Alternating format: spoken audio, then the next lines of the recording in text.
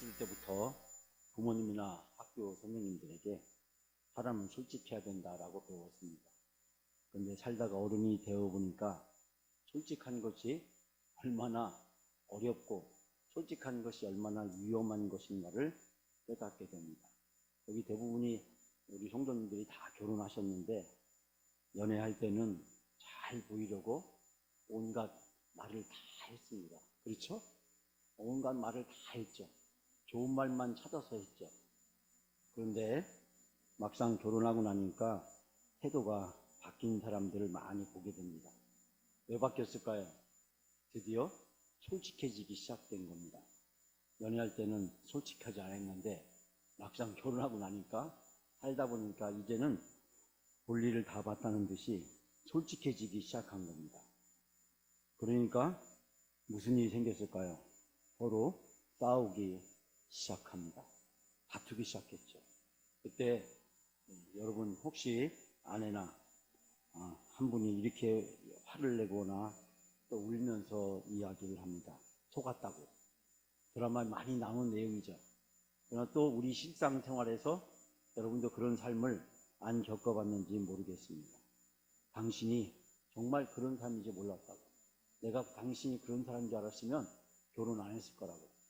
제가 어렸을 때 보니까 저희 어머니 아버지가 싸울 때 종종 저희 어머니가 그런 얘기 비슷한 얘기를 하시더라고요. 그러면서 그 다음은 말이 제 마음속에 잃어버리지 않는데 우리 어머니가 뭐라고 하시냐면 나를 옛날 처녀 때로 돌려놓으라고 그렇게 해서 제가 그때는 잘 몰랐는데 지나고 나서 보니까 참 웃음이 나왔습니다. 그런데 우리가 부모님이 가르쳐준 대로 학교 선생님이 가르쳐준 대로 솔직하게 말했는데 졸지에 우리가 뭘로 몰린 겁니까? 사기꾼으로 몰린 겁니다. 여러분 매장 있는 직원이 손님에게 하는 말이 손님 솔직히 말씀드릴게요 라고 이야기하면은 큰일 나죠. 왜 그럴까요? 지금까지 했던 말이 다 솔직하지 않다는 말이잖아요. 예? 지금까지 물건을 팔기 위해서 온갖 거짓말을 할 수도 있다라는 그런 얘기잖아요. 사회생활 하면서 직장생활 하면서 솔직해 보세요. 무슨 일이 생길까요? 아마 싸움이 나고 아마 심각한 문제가 생길 것입니다. 그런데 우리가 옆에 있는 사람들 솔직하면 늘 우리가 문제를 많이 일으키게 됩니다. 제가 지난번 얘기했지만 세상의 모든 남자들은 자기 나이를 15살에서 20살 아래로 본다는 거 아니에요. 그러니까 여러분 남편을 한번 생각해 보세요. 남편이 지금 나이대로 생각하지 않고 그 나이에서 15, 20살을 빼서 그 남편을 대해줘야 참 좋아한다는 거 아닙니까? 근데 여자분들은 아이고 아직도 결혼 안 할 때 처녀 같다고 하면 너무너무 좋아한다 라는 그런 이야기가 있습니다. 제가 이 이야기를 어디까지 믿어야 될지를 모르겠어요. 그러나 많은 행동 심리학자들은 여기에서 중요한 말을 찾아냅니다. 그것은 뭐냐면 늘 젊으시네요. 젊어 보이시네요. 라고 칭찬하면 세상에 싫어할 사람이 아무도 없다는 거예요.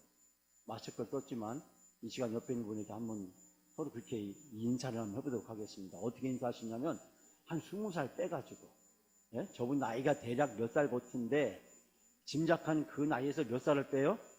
20살 정도 빼가지고 한번 인사를 한번 해보도록 하겠습니다. 자, 한번 시작해 보세요. 옆 사람에게 인사를 한번 해보세요.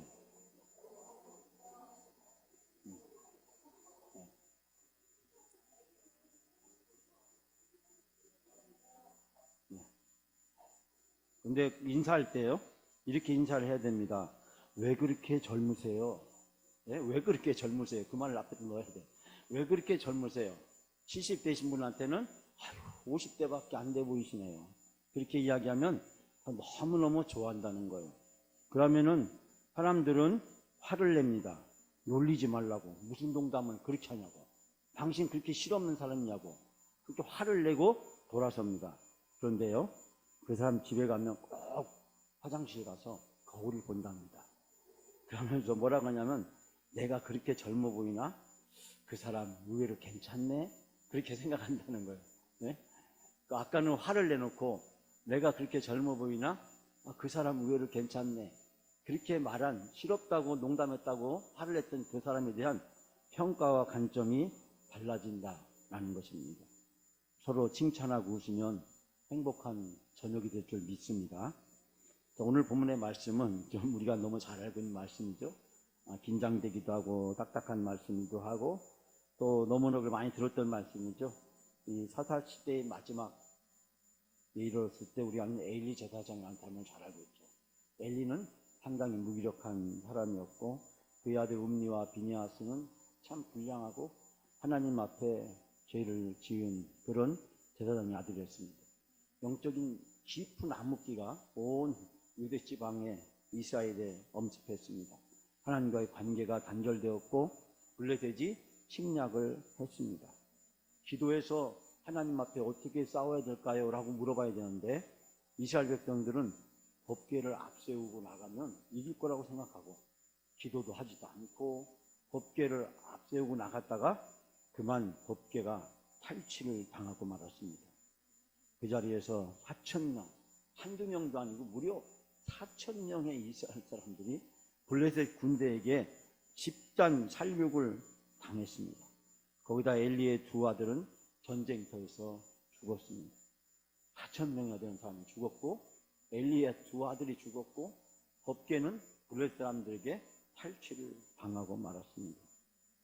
거의 눈이 어두워서 앞을 보지 못했던, 그래서 몸도 제대로 비대해서 가누지 못했던 엘리 제사장은 의자에 앉아있다가 그 소식을 듣고 너무 충격을 받아서 뒤로 자빠졌는데 그만 목이 부러져서 죽었다라고 하는 이 비극적인 이야기가 바로 전장에 소개되고 있습니다. 성경은 그날의 이스라엘의 영적인 상태를 하나님의 영광이 이스라엘에서 떠났다, 하나님의 영광이 이스라엘에서 떠났다라고 이야기했습니다. 법궤는 이방인들에게 빼앗겼고 제사장은 뒤로 넘어져서 목이 부러져 죽었고 4,000명이나 되는 사람들은 전쟁터에서 죽임을 당했습니다. 이스라엘 백성들은 믿음이 없었습니다. 그들은 기도도 없었습니다. 하나님을 이용만 하려다가 낭패를 당하고 말았습니다. 이스라엘은 영적으로 완전히 타락했고 습관적인 종교만이 남아있었습니다. 제사장 가족으로부터 타락의 원산지였습니다. 한국교회도 무기력한 신앙으로 전락했습니다. 몇 년 전 종교개혁 500주년을 앞두고 한국교회를 진단하는 수많은 세미나들이 열리고 그 세미나를 통해서 500년 전에 무슨 일이 있었는가, 저 유럽에서 종교개혁이 발생했던 그 지역에서 500년 전에 무슨 일이 있었는가, 수없이 많은 종교개혁자들은 왜, 무엇을, 어떻게, 어떤 메시지를 그들은 외쳤는가, 그것을 복원하는 작업과 함께 오늘의 한국교회를 진단하고 한국교회의 미래를 전망하기 위한 다양한 모임들을 열었습니다. 총회에서 준비해놨던 저는 전국을 돌면서 그 세미나를 함께 하면서 오늘 우리 교회가 지금 어디에 있는가, 그리고 앞으로 어디에 가야 되는가 라는 문제를 가지고 고민을 하며 함께 의견을 나누었습니다. 그런데 한국교회는 세속화되었다라고 하는 것이 큰 결론 중에 하나였습니다. 세속에 물들어 버렸습니다. 배금주의에 물들어 버렸습니다.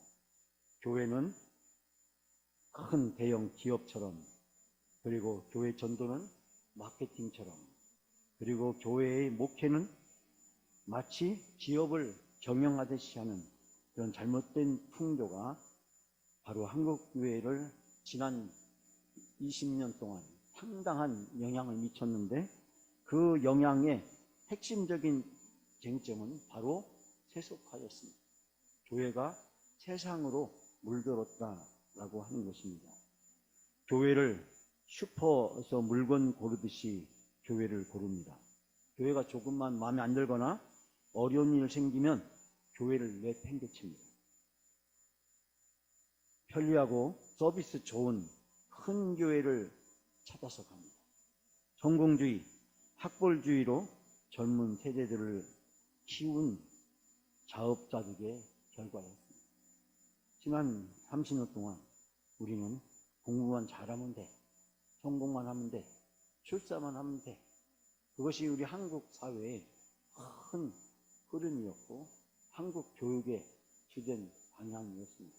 어떻게 하면 더 좋은 대학에, 어떻게 하면 더 큰 직장에, 어떻게 하면 더 많이 돈을 벌 수 있는 직장에 취업할 수 있게 할 것인가가 학교 교육의, 대학 교육의 목표였고, 그것을 위해서 대학들은 수단과 방법을 가리지 않았고 우리는 거기에 편승했습니다. 인정하든 인정하지 않든 간에 그와 같은 자업자득이 바로 지난 10년 동안 우리 한국 교회를 뒤흔들어 왔습니다. 믿음이나 헌신이나 봉사나 희생은 없습니다. 교회를 다니다가 불편하면 그냥 떠납니다.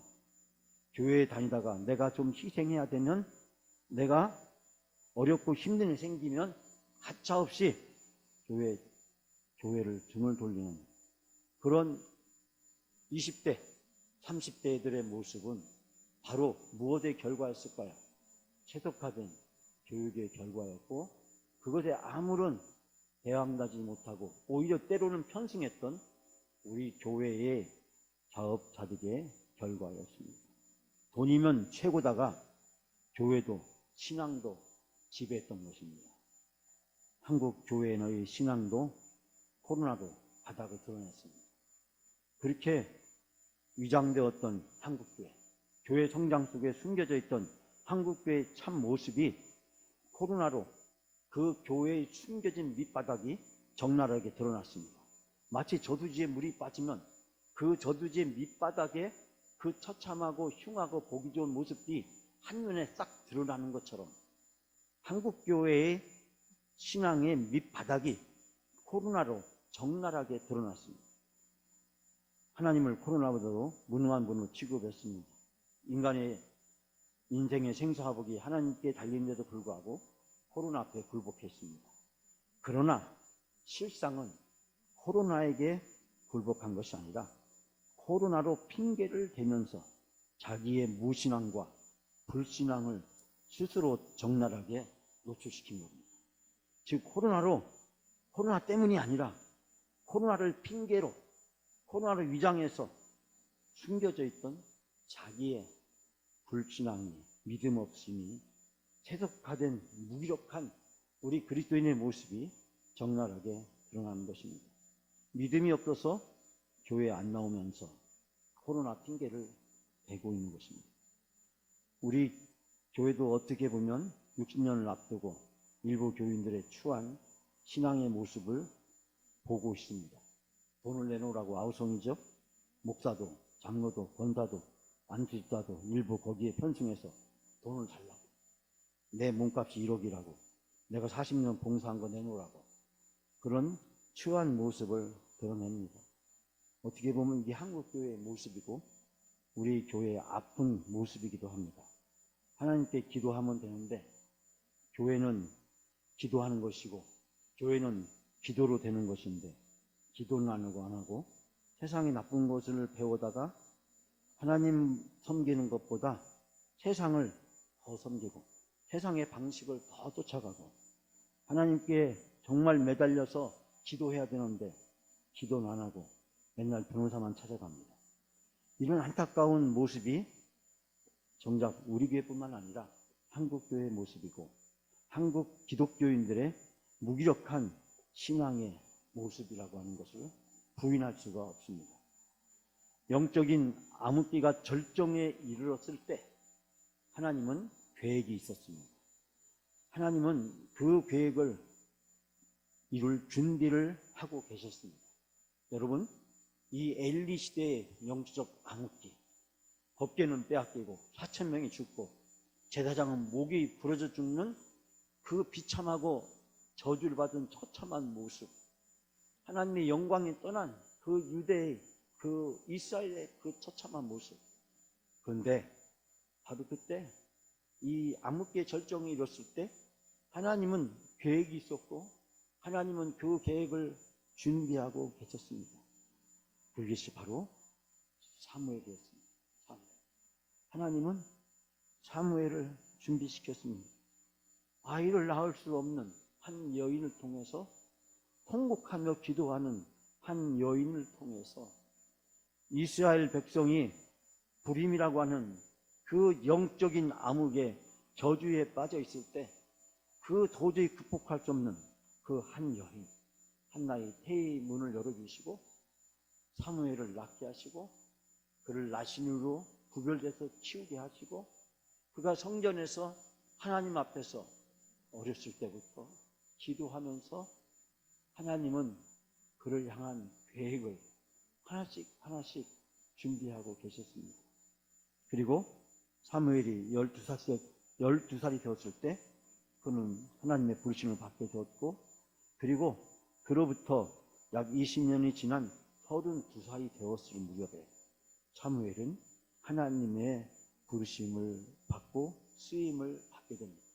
이제 사무엘은 사사로서, 제사장으로서, 왕으로서 이스라엘을 이끌어갈 수 있는 지도자로 하나님은 사무엘을 준비하셨습니다.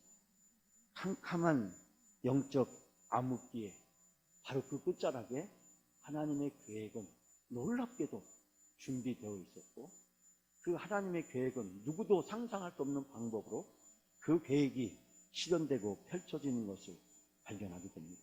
여러분, 오늘 그 사무엘이 온 이스라엘 족속에게 말합니다. 자, 7장 3절 말씀 다시 한번 읽어볼까요? 다 같이 함께 봉독하며 7장 3절. 사무엘이 이스라엘 온 족속에게 말하 이르되 만일 너희가 전심으로 여호와께 돌아오려거든 이방신들과 아스라도를 너희 중에 제거하고 너희 마음을 여호와께로 향하여 그만 섬기라. 그리하면 너희를 블레셋 사람 손에서 건져내시리라. 아멘. 블레셋 사람 누굽니까? 법궤를 빼앗아간 사람이고 4,000명의 이 이스라엘 사람들을 살육한 사람들입니다. 그런데 바로 그들로부터 건져주시겠다. 이스라엘 민족이 처해 있는 가장 큰 어려움, 그 어려움은 바로 블레셋 사람들로부터 하나님이 구해주시는 것이 아니라, 오늘 말씀에 보면 만일 너희가 전심으로 여호와께 돌아오려거든, 전심으로 여호와께 돌아오다. 이 돌아오단 말은 회복하다, 돌아가다, 전향하다, 회개하다라는 뜻의 말로서 쓰여지고 있는데, 이것은 죄에서 돌이켜서 회개할 때 주로 사용되는 그런 표현이었습니다.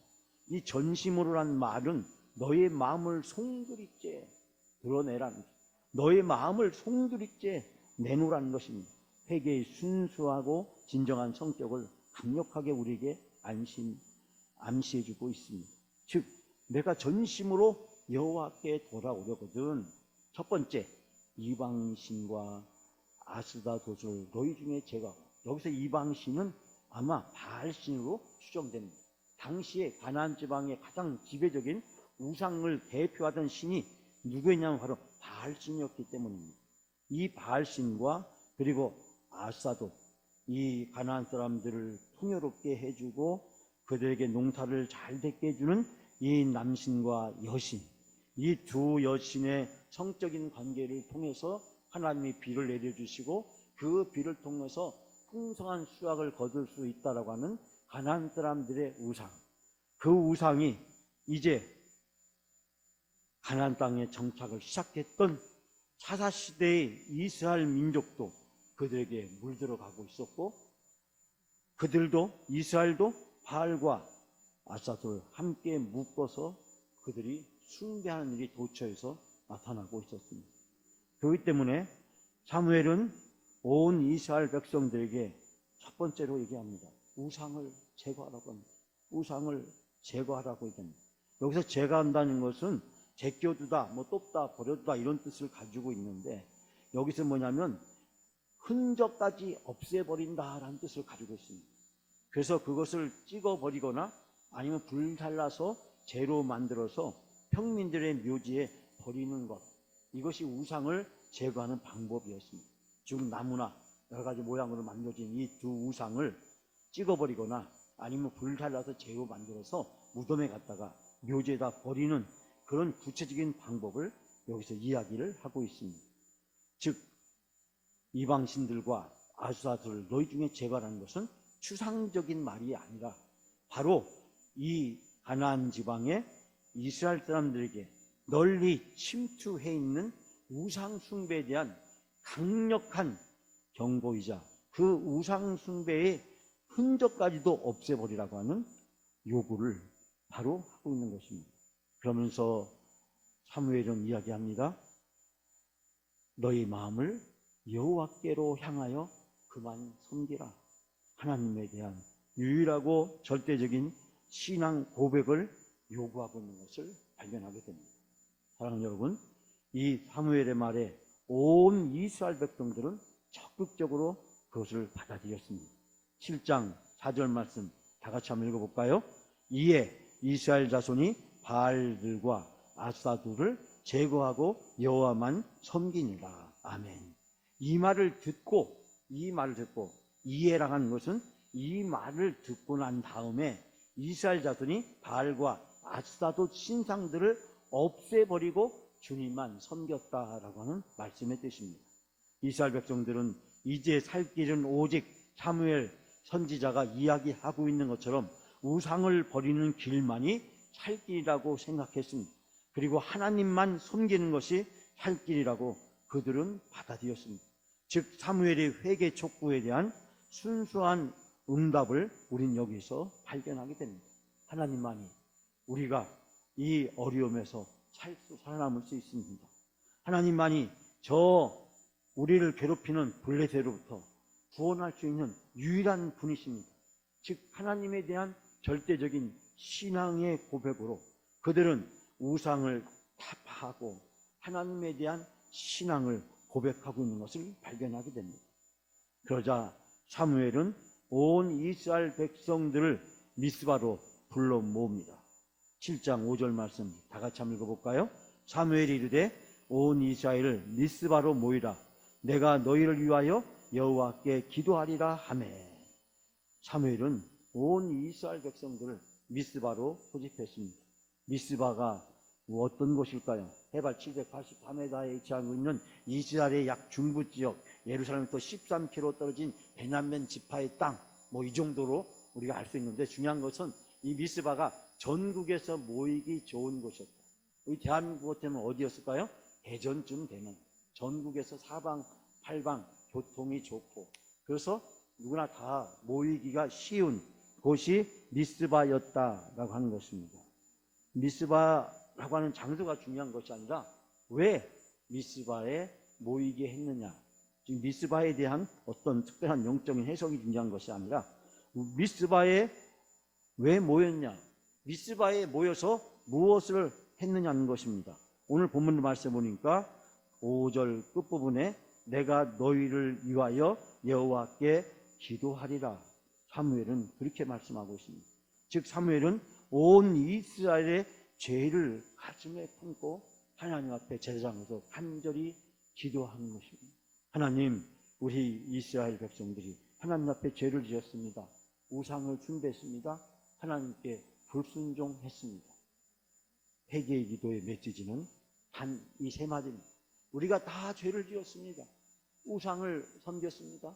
하나님께 불순종했으니 하나님 우리를 용서해 주옵소서. 간절히 그는 이스라엘 민족을 가슴에 품고 이스라엘 민족의 죄를 가지고 하나님 앞에 나가서 간절히 중보 기도를 합니다. 그들의 죄를 용서해 달라고 주님께 기도드리는 사무엘 제사장, 선지자, 예언자의 모습을 우리는 여기서 발견합니다. 내가 너희를 위하여 기도하리라. 사무엘의 이스라엘 민족을 향한 간절한 마음, 마치 모세가 온 이스라엘 백성들을 향해서 간절히 기도하면서 하나님, 저희 백성의 죄를 용서해 주십시오. 저를 생명책에서 지워도 좋으니 저희 백성들의 죄를 용서해 주시옵소서. 사도 바울이 이스라엘 민족을 향해서 간절히 기도하면서 내가 그리스도의 사랑에서 끊어질지라도 이스라엘 백성들의 죄를 위해서 간절히 기도했던 것처럼 예수님이 십자가상에서 저들의 죄를 알지 못하나이다. 그렇게 간절히 기도했던 것처럼 사무엘은 이스라엘 백성의 죄를 끌어안고 하나님 앞에서 간절히 기도합니다. 그리고 그런 사무엘의 모습을 보고 이스라엘 백성들은 어떤 태도를 취했을까요? 6절 말씀 우리가 다 같이 함께 봉독할까요? 그들이 미스바에 모여 물을 길어 여호와 앞에 붓고 그날 종일 금식하고 거기에서 이르되 우리가 여호와께 범죄한나이다 하니라. 사무엘이 미스바에서 이스라엘 자손을 다스리니라. 아멘. 자, 여기에서 이스라엘 백성들은 세 가지라면 첫 번째는 뭡니까? 물을 길어서 여호와 앞에 부었다라고 얘기하고 있습니다. 이 물을 길어서 붓는 행위는 뭐냐면 마치 물을 부어서 물이 쏟아지듯이 자신의 마음을 전부 다 내놓고 회개한다라는 뜻을 가지고 있는 상징적인 행동입니다. 그러므로 물을 붓는 것은 내 마음을 다 내놓고 내 마음을 다 쏟아놓고 이제 내가 회개합니다라는 뜻입니다. 그리고 금식하다라고 하는 뜻은 히브리어로 원래 입을 덮다라는 뜻입니다. 입을 덮다. 입을 덮으면 뭘 할 수가 없죠? 먹을 수가 없는 거죠. 먹지 못하면 어떻게 됩니까? 사람이 죽게 되죠. 이것은 무엇을 의미한 것일까요? 단순히 음식을 먹지 않는다라고 하는 소극적 개념에서 넘어서서 금식한다는 것은 내 생명이 하나님께 달려있으므로 이제 내 생명을 하나님께 맡긴다라는 뜻을 가지고 있는 것입니다. 금식은 단순히 굶는 것이 아닙니다. 금식은 내 생명을 하나님께 맡기는 것입니다. 바로 이스라엘 백성들은 물을 붓고 자기들의 마음을 다 드러내놓고 이제 자기들의 입을 덮고 진정으로 겸손으로 회개한다는 구체적인 표시로 내 생명을 하나님께 맡깁니다 라고 하는 신앙의 고백으로 그들이 금식을 하면서 그리고 그들은 기도합니다. 자, 뭐라고 기도했을까요? 오늘 본문에 보니까 우리가 여호와께 범죄하였나이다. 우리가 주님을 거역하고 죄를 지었습니다. 그들은 미스바에 모여 물을 길어다가 그것으로 제물을 사다 주님 앞에 쏟아붓고 그날 종일 금식을 하였다. 그리고 거기서 우리가 주님을 거역하여 죄를 지었나이다 하고 고백하고 있습니다. 사랑하는 여러분, 이스라엘 백성들은 행동으로만 한 것이 아니라 마음에서 깊게 우러나는 회개를 동반해서 하나님 앞에 자기들의 죄를 자백하고 있는 것입니다. 지금 사무엘은 이스라엘 백성들을 위해서 간절히 중보 기도를 하고 있습니다. 즉 이스라엘 백성의 죄를 용서해 달라고. 이스라엘 백성이 지금 이런 모든 어려움을 당하는 이유는 바로 영적인 문제고 그 영적인 문제로 하나님의 영광이 우리에게서 떠났기 때문에 하나님의 영광이 떠난 우리들은 저 블레셋 사람들의 밥이 먹이가 될 수밖에 없고 그들의 침략 앞에서 우리는 다 죽을 수밖에 없는 존재로 전락해버리고 말았는데 우리 민족이 살 길은 바로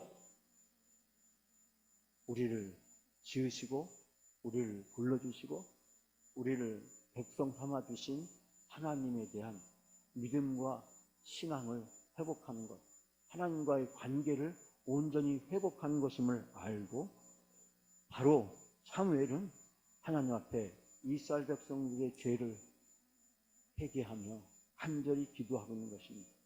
그런 사무엘 앞에 미스바에 모인 온 이스라엘 백성들은 물을 길어다 부으면서 그리고 금식을 통해서 입을 막고 자기의 생명을 하나님 앞에 내어 맡기면서 그들은 사무엘과 같이 하나님 앞에 간절히 기도하고 있는 것입니다. 주님, 우리가 주님을 거역하였고 주님께 죄를 지었습니다 라고 회개의 기도를 드리고 있는 것입니다. 사랑하는 여러분, 하나님이 이 기도를 들어주시고 응답해 주신 줄 믿습니다. 우리가 다 읽지 않았습니다만 7절부터 12절까지 말씀, 후반부 말씀들 내용을 쭉 살펴보시면 블레셋 사람들이 침공하게 되지만 하나님의 방법으로 하나님께서 그 블레셋 사람을 물리쳐 주십니다. 사무엘은 하나님 앞에 예배를 드리고 기도를 드립니다. 그럴 때 하늘에서 우레가 쏟아져서 그 블레셋 사람들은 결국 이스라엘 사람들에게 패하여 도주하게 되고 이스라엘 백성들은 그 블레셋 사람부터 구원을 받게 됩니다.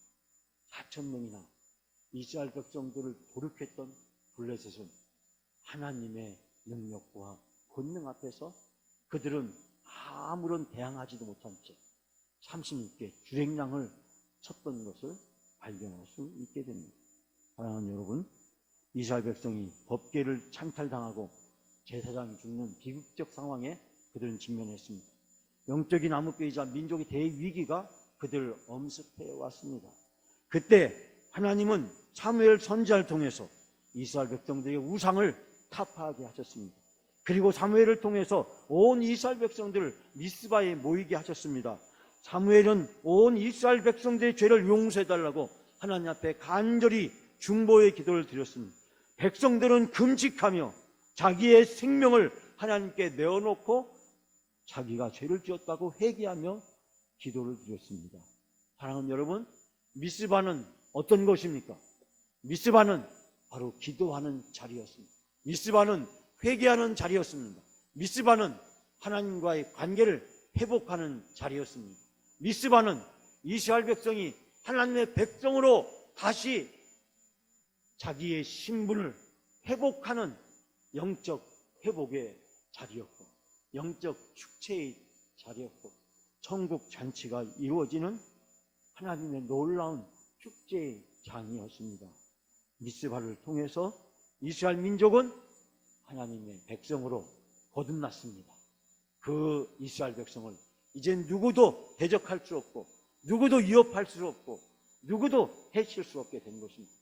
왜냐하면 기도를 통해서, 회개를 통해서 하나님과의 관계가 회복되었고, 이제 이스라엘 백성은 하나님의 영광이 충만하게 임재하는 곳이었기 때문입니다.